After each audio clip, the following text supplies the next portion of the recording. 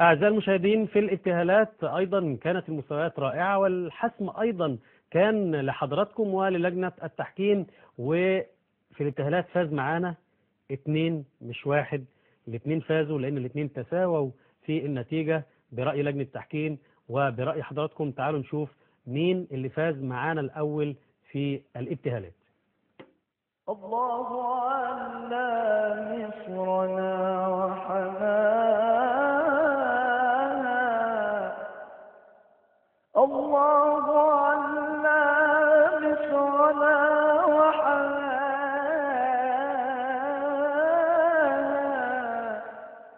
وبكل خير في الحياة حماها.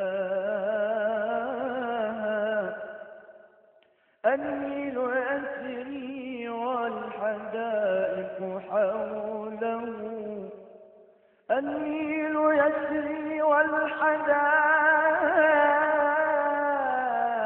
حوله، والزهر يزهو حاملا لشذانا،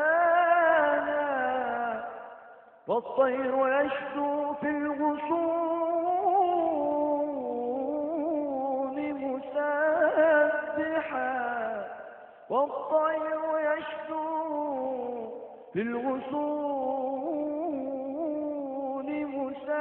مسبحا، والله بالأرزاق لا ينسانا.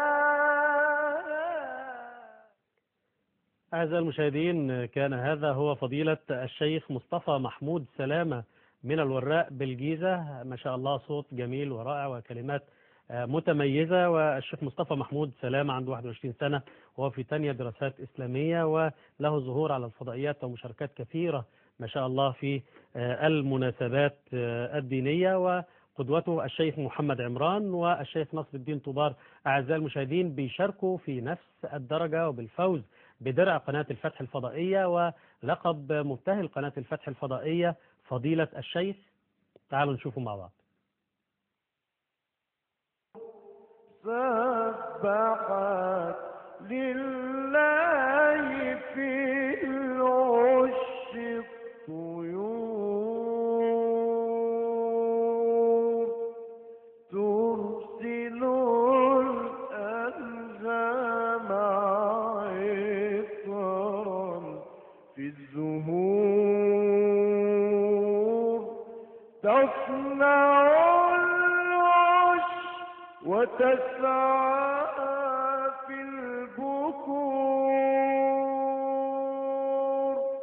تصنع العش وتسعى في البكور،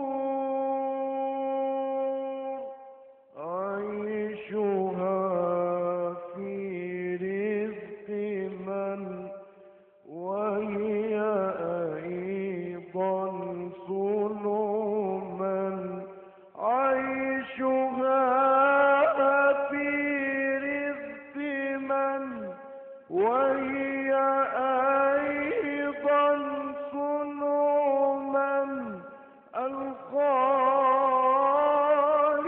الله والرازق الله، الله الله الله هو الله.